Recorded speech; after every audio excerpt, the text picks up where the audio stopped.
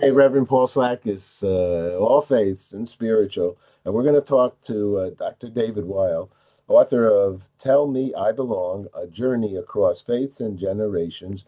Hello, Doctor. How are you? I'm doing great, thank you. Great. What are you a doctor of? I am a lung transplant doctor. Who? A lung transplant doctor. A lung transplant. Wow, you actually like take someone's lung out and then you put someone else's lung in? That's it. Wow, Zow. All right, well, let's pay attention to this gentleman. But he's going to speak about his Jewish roots, and that's of interest to me.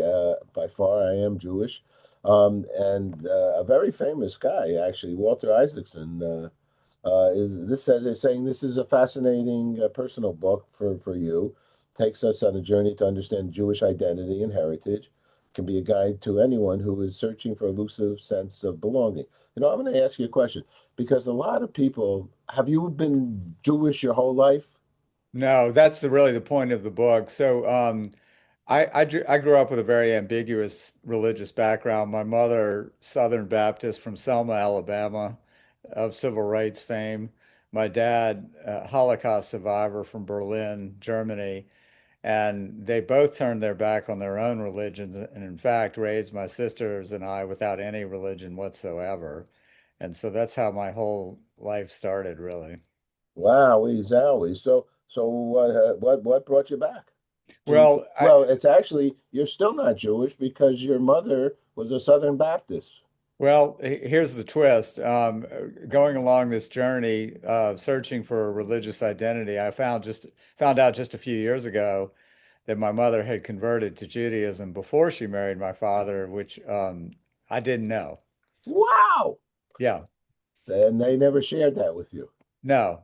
And that's really I decided at that point, once and for all, I'm going to write about this and I'm going to, tell everyone what this journey's been like. And it's been fascinating. It really has been. Are you suggesting to people to ask their parents what religion they are? Yeah, I think you should confirm it, would be my advice. So even if they take you to temple or church, still could be a question mark, right? I would have them show you papers. Wow. So what are some of the gems that are coming out of your experience here that you'd like to Well, share? so my uncomfortableness as a younger man when I was asked what religion, and I didn't have an answer to that. And then being married ultimately to a devout Catholic, going through my own personal midlife crisis and deciding to become Catholic. Oh Uh, my God. Okay. No, I mean, whatever you do, I'm happy for you, but go on. and then after about a decade of Catholicism, finding out that my mother had converted to Judaism. And that led to, okay, I'm going to find out about my family's heritage. Found out that I come from 600 years of rabbis in a southwest corner of Germany, and that my religious identity wasn't settled in Catholicism, but in fact, I was Jewish by definition, as you suggested. So with that in mind, and what have you got bar mitzvah? What Yeah, did you do? no, this is all relatively new to me. So I'm going to start with Judaism 101 and try to learn a little bit about the religion at age 61, which I am now. And I'm very new to all of this, so I haven't really done anything about it, but rather explored. I don't know whether it's proper to ask you, but are you still married to a Catholic woman? Yes, I am. I am. Is she, if you don't mind me asking, maybe it's not even polite, because religion can be complicated. Yeah. Um, you have children? Yeah, we do. Two children, two daughters who were both grew up in the Catholic Church. Yes, so they are All right. Catholic. So is this gonna, does the book talk about an upheaval in your No, home? I don't think it has to be. I think that my family is supportive of whoever I want to become, and that relates to religion as well. So I don't think it has to be. No. All right, so good. Well, I only say that for I'm happy for you, okay? Because religious can be can have its moments. My second wife was a Christian. My first wife was Jewish. My third wife's not a religion, and so each has their own particular way of life. But no one has forced me. Let's put it like that to switch a religion for any reason. So what are some of the things that you'd like to share with the world? Well, I think the main thing is that these kind of searches are illuminating. I think that all of us have a certain identity, and a lot of my life, my religion was not really part of my identity. Being a transplant doctor was part of my identity, and I talk about that in the book. But I saw too many things in the hospital, and I learned too much about faith doing the kind of work I did. And then Catholicism entered my life at a time that I really needed it. And so I think the key really is to be able to identify spiritually in some way. And I'm less prescriptive about what way that is, but I think it's important in some way to identify. Now, you've had an illustrious career as a doctor. I mean, you're not a I'll use a Jewish word. You're not a schnook. You're a serious doctor, director of the Center for Advanced Lung Diseases and Lung Transplant Program at Stanford University. I mean, you're sought after. I mean, and you're in about 17,000 articles. And so, are you still working? I left Stanford and opened up a consulting business where I help transplant programs that are having struggles of various sorts. And I have written now my third book, so got the writing bug. And I'm thinking about returning to the hospital because I miss it. I really do. But for right now, I'm not practicing. Uh-huh. Okay. Well, I can only say I think that's good because I think I mean it's nice that you write books, but if it was me and you had to transplant a heart into me, I think I would say I think that's better. Yeah, I hear that a lot.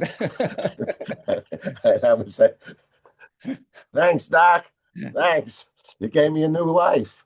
How's it feel to give somebody a new life? It feels pretty good, and I miss it to be honest with you. I guess I'm a gratitude junkie, but I miss it. I like writing books and people reading my books, but no, it doesn't quite compare to what I've done in my The other first life. two books were about what? My first book was a memoir about the emotional ups and downs of doing transplant work, and because of the sensitivities involved of writing nonfiction, I decided to write a novel where I could go a little further and tell the whole story. So Uh-huh. my second book Okay. was a novel called All That Really Matters. All that really matters. Book number two. Yep. And then this third one, Tell Me I Belong, will be out December 9th. Oh, okay. So it's not out. We gotta shh, don't tell anybody what's going on here. No. Can they pre-order it? Oh, yes, wherever you buy books, it's Wherever you available. buy books. What is peace for you? Peace is when my kids are in the house, which is less and less common these days, and my two dogs are at my side, and I have a good book to read and a glass of wine. That's peace. How about good news? What's good news for you? When I don't turn on the political news, yeah.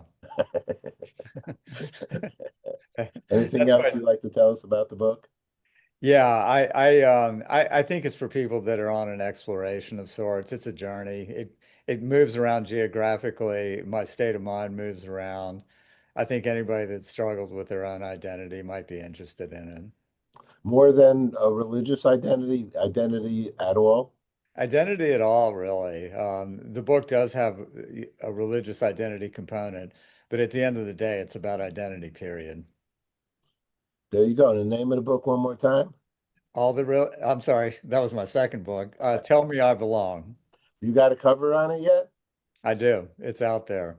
It's out there. Okay, you don't have one with you right I now. don't have one with me. Sorry. Oh, that's okay. All right, I'll ask our mutual friend there to Heather to give us one. Great, congratulations, and enjoy your journey. If you come to New York, let me know, and I'll take you to the Actors Temple. The Actors Thank you. Temple is over 100 years old, It was a conservative temple, still is actually more of an Orthodox to begin with. A lot of the famous Jewish entertainers, because it's in the theater district, would from Sophie Tucker to Joey Lewis to Milton Berle to I don't know, Sandy Koufax, the Marvin Hamlis, the Three Stooges, a lot of Jewish entertainers would belong to this temple, the which is part of our history. I will say, entertainment industry is a big part of the Jewish lifestyle, and the ability to continue on even under duress. I guess Yeah. I'll have to I- say. I'll take you up on that. My oldest daughter lives there now, so I'll take you up on that for All sure. right, good. We'll be happy to actually we have a German singer singing tonight Right. at the temple. And uh we always still try to heal the wounds of the past and hope that the new um are wiser. That's a How's good that sound? goal. That's a real good goal. There you go. All right, doctor, thanks so much for Thanks, sharing. Paul. Thanks for having me. Of Appreciate it. course, thank you.